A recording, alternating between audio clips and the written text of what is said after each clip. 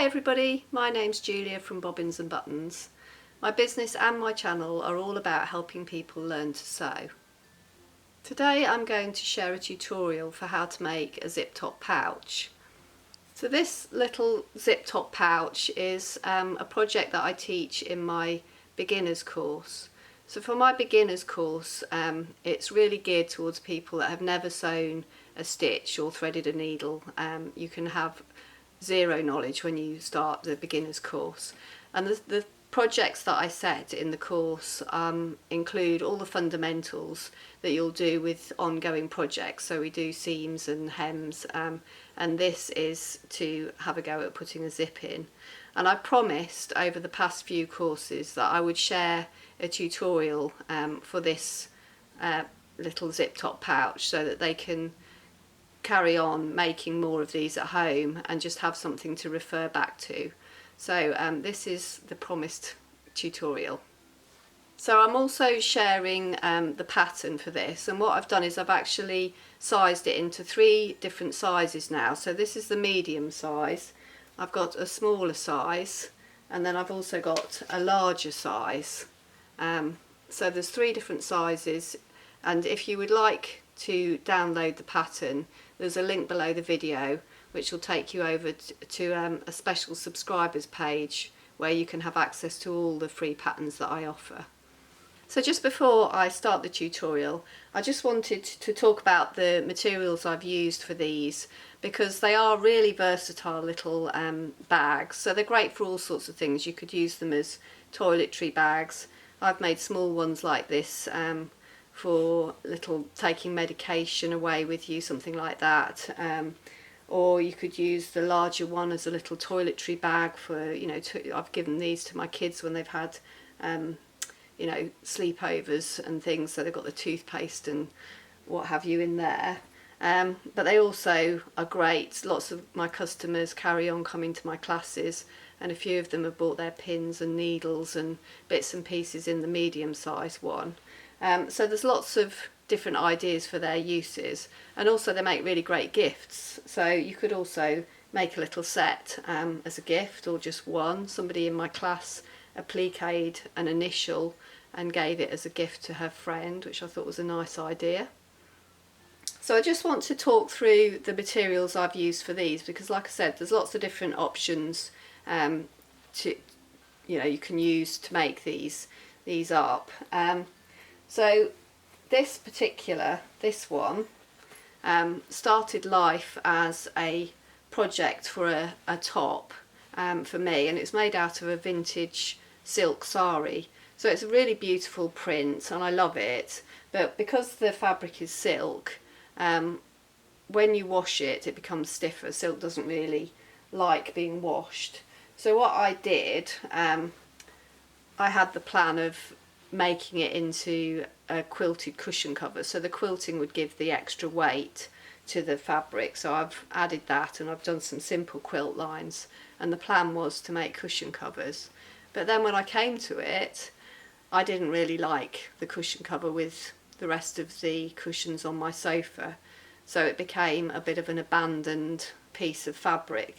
So rather than just throwing it away, I thought it would make a really nice little bag. And the weight of the quilting has just given it that extra bit of body, so it's actually a really nice little toiletry bag. So rather than it just going to waste, it's become something really pretty. So this one here, I've actually lined in the quilted sari, so it's given it that extra bit of body, which is quite nice. And then all I've done is I've just stitched some scrap pieces left over. So this was actually scraps from a project that I was doing, and here's a Millie dress I made earlier in the summer, and this was left over from a customer's make. So I like the colours together. I just simply stitched those together to make them big enough, and they've become the second little pouch. And then lastly, this one was just a piece of craft weight cotton that was left in my scrap bag. And again, you've probably seen my video with sorting out scraps. I've got coloured scrap bags, so that if I'm looking for a particular colour I can just dive in and find something. So this was there, and again I've used the silk to line this one, but rather than the quilting in this particular one I've put interfacing. So this one's interfaced, these ones have the quilted lining, and then this one is just with fabric, nothing else, so it's much softer. But there are other ideas. In the past I've used ripstop, which is like a waterproof fabric, or coated cotton, so you've got more of a waterproof little bag, either inside or outside or both. So there's hundreds of options, and it's just a really great way of using up scraps, and there's often little pieces left over at the edge of cutting out a garment, or even old clothes that are nice but maybe damaged, you could use to make these little bags. I think they make great gifts, and there's lots of possibilities. So don't forget, if you'd like the templates, the free templates to all these different sizes, you can just follow the link below the video and head over to my free subscribers page with all the free patterns. So let me show you how to make this. So I've cut my pieces out. I've found some linen for the outside, and some cotton, printed cotton for the inside, and then I've got a coordinating zip that I'm going to use. This one actually pretty much measures the right size, but it's absolutely fine if your zip is longer. So the first thing we're going to do is place the zip right sides together at the top edge of one of the outside pieces of bag. So this is the top edge, the lower edge has these little cut out corners, and then we want to place the zip so it's right sides down, so the front of the zip is placed right sides against the top edge of the bag. So for now I want to pin the zip, like I said, right sides together along this edge, and I want to just make sure that the zip is in the centre, so that there's equal spacings at both ends. So I'm just going to start pinning along this upper edge, and what I'm doing is I'm putting the edge of the tape to the raw edge of the fabric.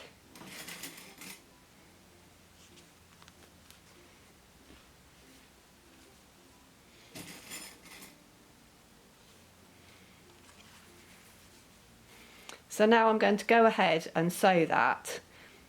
So the first thing we want to do before you start sewing the zip is change the machine foot to a zip foot. So this is the zip foot for this machine, and most modern machines have one that's very similar to this. You've got a bar across the middle, and it can be attached to the machine either on the right side or the left side, and the needle will either go into this little hole as it stitches or this little hole, and basically the side of the foot here will run up against the edge of the teeth of the zip as you stitch. If you've got an older machine, there's a good chance you've got something that looks a bit like this, which is exactly the same, but it's got a slider bar on the back, so you manually move it from left to right. So the first thing I need to do is decide which side I attach to the machine.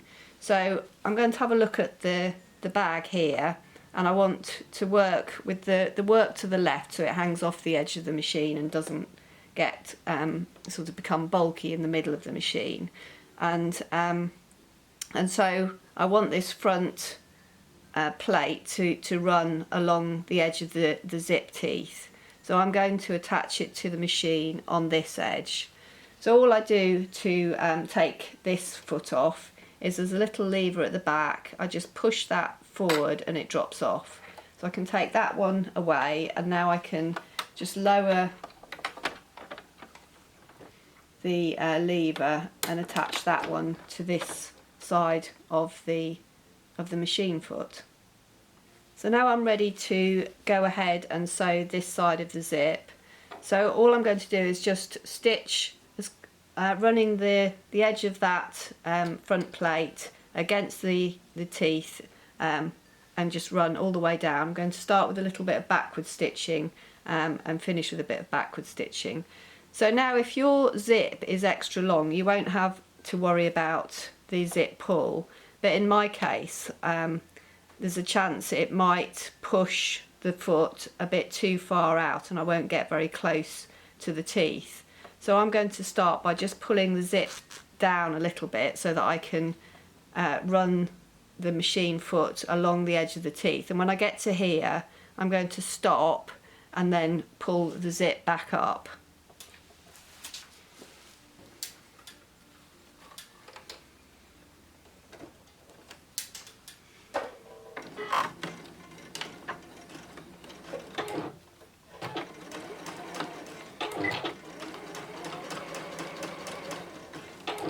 So I'm just taking the pins out as I go. So I'm near the zip pull now, so I'm just going to lift the foot and pull that closed and put it back down again.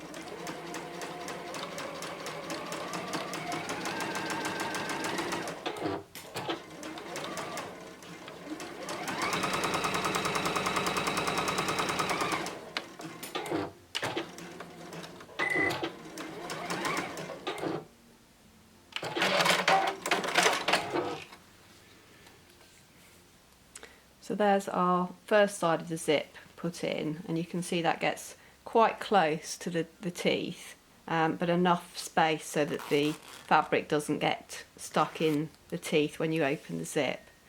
So what I'm going to do now is I'm going to put the other front piece on the other side of the zip. So again, right sides together, and this time one extra thing I'm going to be looking for is lining up the edges. So I'm just going to turn this round this way. I'm going to work with the zip side up, and I'm going to put a couple of pins in and just have a look and see if that's lined up.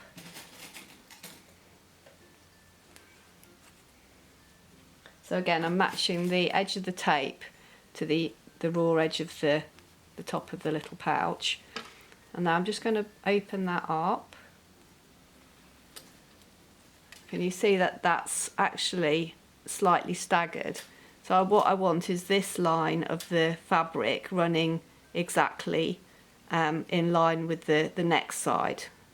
So I'm going to take that off and just move that up a little bit.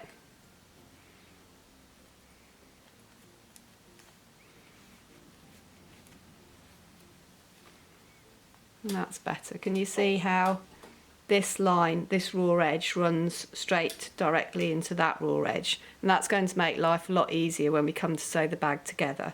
So I can carry on with that now. I'm just going to carry on pinning to the end, and then I'm going to do exactly the same as I did on the other side, and stitch that side of the zip on.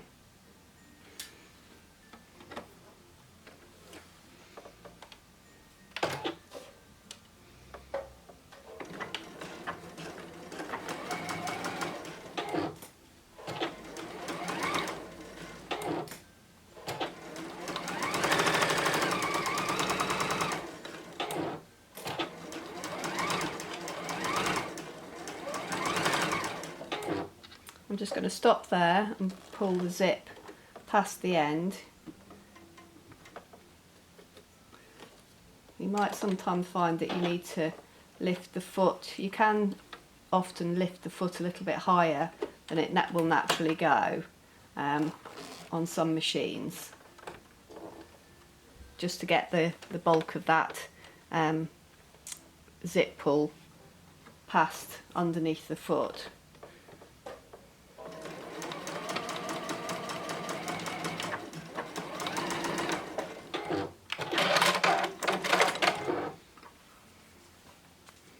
And I can do that back up again. So now we can see that you've got the edges all lined up on both ends of the zip. And what we're going to do now is put one of the lining pieces onto the back. So to do this, we're going to just turn it round and put right sides together over the zip tape.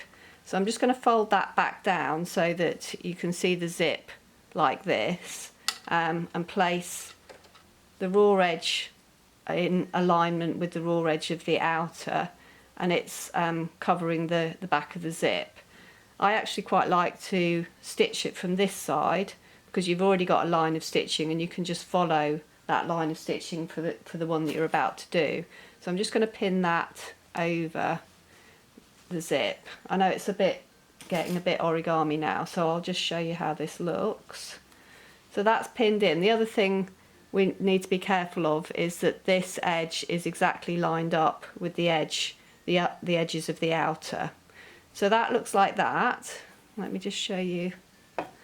So the front is still all intact like that, and then on the back you've got one piece pinned and stitched, so when that's pulled back, the back of the zip is exposed, and we're going to put that piece on the other edge. So I'm going to go ahead now and just stitch that in exactly the same way as I did the first two lines, but we're stitching through the outer, the zips in the middle and the linings next to it.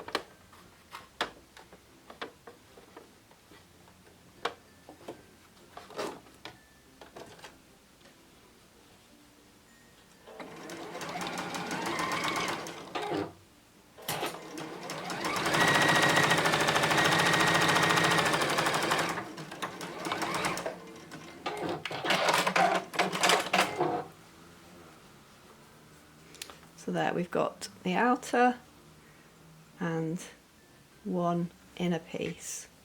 So now we need to place the other piece right sides together. So this is essentially going to be upside down. Let's just swing that round so that the lining now covers the other side of the zip tape. And again, I'm going to just swing that round so that I can see that line of stitching. I'm going to check that those edges are lined up and just pin that in place.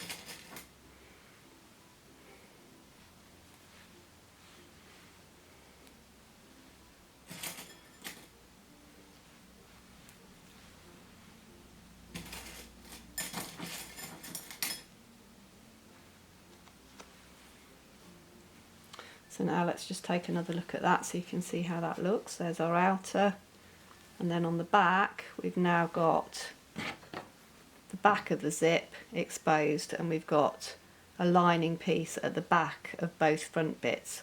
All our edges are aligned. So I'm going to go ahead and stitch that piece as well.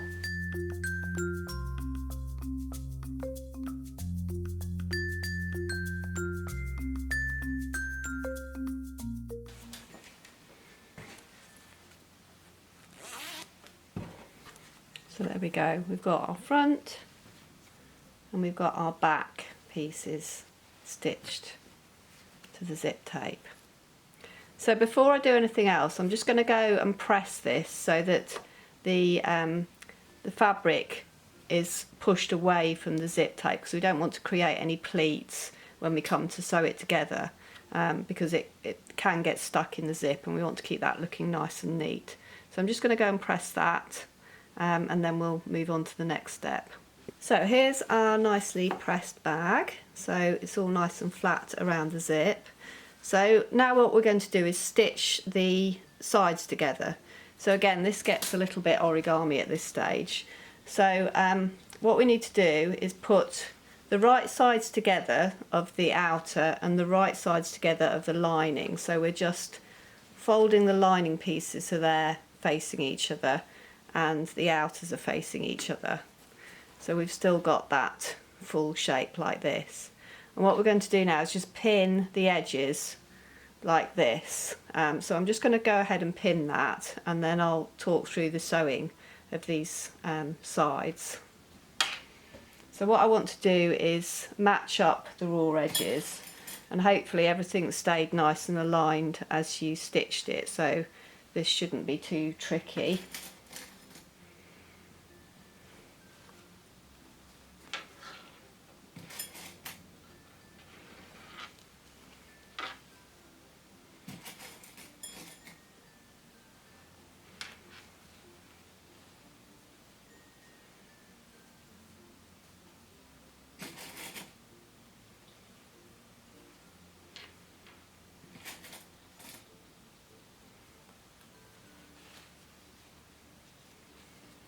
I want to actually just undo the zip a little bit, because that will make it easier for turning through, and also you want to make sure you don't stitch anywhere near the zip pull, because that would break a few needles.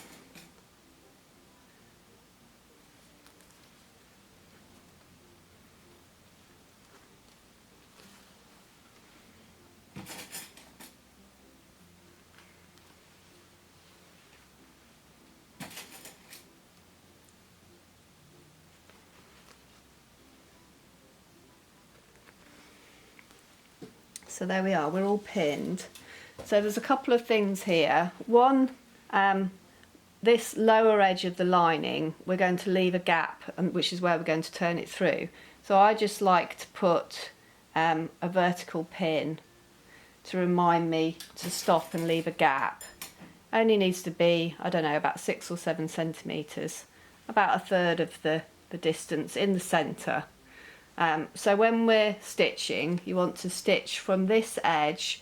Ignore the corners altogether at the moment. We're not going to be stitching the corners. We're going to start at the flat edge of the corner and just stitch to the pin, stop, do a little bit of backward stitching, start again and stitch to this corner. Again, ignore this actual shape, this cutout shape. You're just coming off the edge, and then start again on the sides. So on this side, you're going through the whole of the outer and through this part of the zip and back to this end, and then all the other sides are exactly the same. So where the zip is, I just like to bend the zip in one direction. So if you bend it towards the lining. Now at this point, if you have got a zip that is the right length, you may well have a little metal bar like I have on this one. So I've made sure that that is just the other side of the seam. But when I come to this area, I'm going to slow right down and make sure I'm sewing the other side of it. The machine shouldn't have a problem stitching through the teeth of the zip, because we're using just plastic teeth, soft zips. So that's fine. Obviously it'd be completely different if you were using a metal zip. You couldn't stitch through that.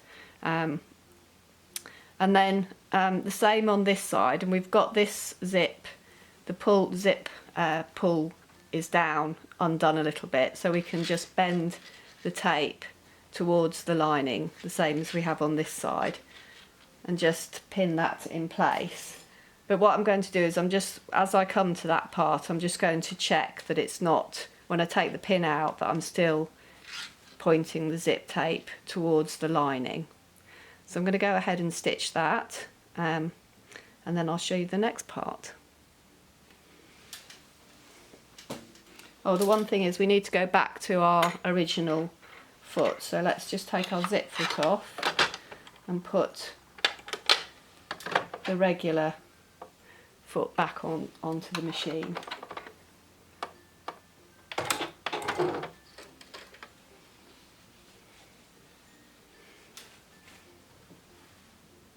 So I'm using a 1 centimetre seam allowance here. Doesn't matter too much if you use a slightly different size seam allowance, but just be consistent on all your seams so that the bag stays nice and symmetrical. I'm going to do a little bit of backward stitching at the start, lead up to that vertical pin and do another bit of backward stitching there.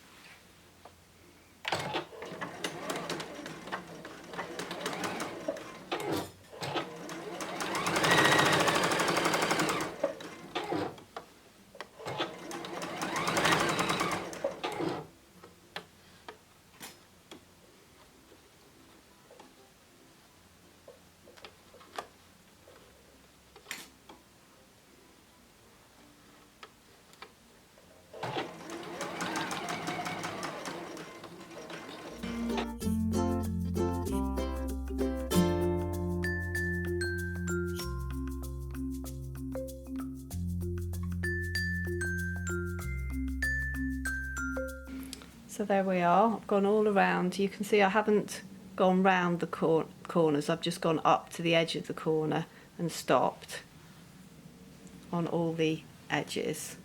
So now the last part before we turn it through is to stitch these little corners.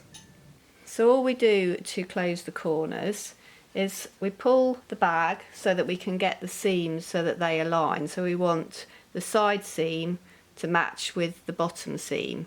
So if you just bring the two seam lines together, you can choose to either push the seam to the side. I quite often sometimes push the one seam one way and the other seam the other way, or in the case of something that's a bit thicker, open the seam up. So just hold the seam open and align those two seams. So you should have something like that. So I like to make sure you're just pulling this whole bag out so that those are aligned and nothing's tucked inside there. And then put a pin across there. Just peel that back to check that your lines are matching up, and you can just tweak it if need be. And then put a pin in there. And what we're going to do is just stitch from one edge to the other edge, and we're going to do the same on all four corners. So another thing I quite like to do is just to draw a chalk line, because it does seem a little bit weird. You're going a lot further than the actual raw edge. You're going right to the end. So if you just draw a chalk line so you can see where you're going to need to sew, that can help while you get used to the idea of doing these. So I'm going to go ahead and stitch all four corners just before we turn it through.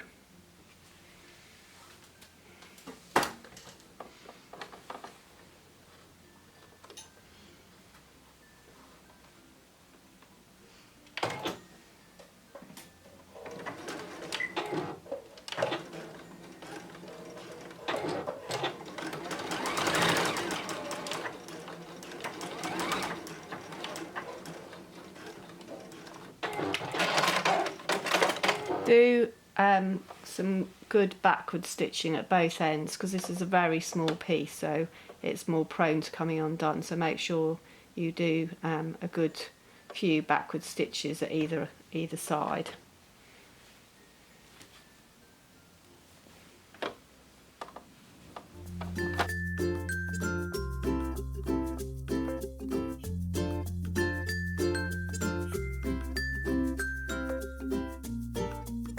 So there we go, all the edges, all the corners done, everything's stitched, and so now it's ready for the magic.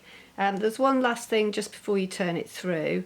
If you have used a super long zip, I would leave it until this point and now cut it off, now that you know that your zip is securely attached. Make sure obviously your zip pull is in the middle, as it was with this one, and then if you have got any excess, just cut it off. So I'm going to just trim those little bits off to make that in line with the seam allowance, but the other side is pretty much okay. So now we can just take the hole that we left in the lining and push everything through that. Where you get to the zip, obviously we need the bit that's undone to be a bit further undone, so we'll have to just work that zip open a little bit. Let's turn that through to the outside. And what I'm doing is I'm pushing the lining inside as we unfold it. So let's just open that zip. Can you see how magic that is? So where the corners of the lining are, I just push those out into the little box shape on both edges, and now push that back in. But there they can sit just inside the outer ones, and push those, and there we have it, nice little zip pouch. So this one is obviously unlined, well it's not got any interfacing in it, so it's a little bit softer. But like I said, you could add interlining or quilt it or do lots of different things. So the one last thing left to do is just to close the little gap in the lining at the bottom. So all I do to do this is just take it to the iron and press those edges in line with the seam, and then we can machine across the end there, very close to the edge, and that's very simple and neat. So I'm just going to go and press that, ready to stitch. So there we are, our edges just pressed in line with the seam allowance. And now all I'm going to do is just stitch very, very close to the edge here, just beyond the end of the opening.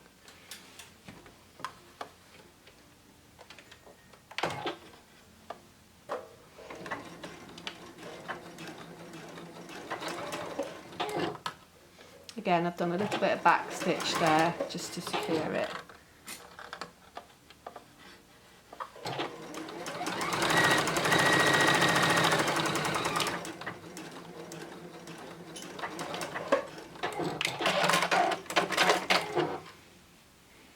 There we go. So now I can push that back inside.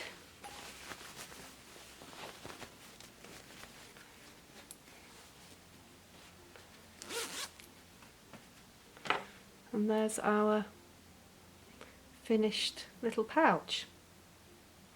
So like I said, the pattern is free to download, so if you're a newsletter subscriber you'll already have the information, but if you'd like to subscribe to my newsletter there's a link below this video, so please feel free to subscribe to that and you'll be able to have access to all the free patterns on the newsletter's subscriber site.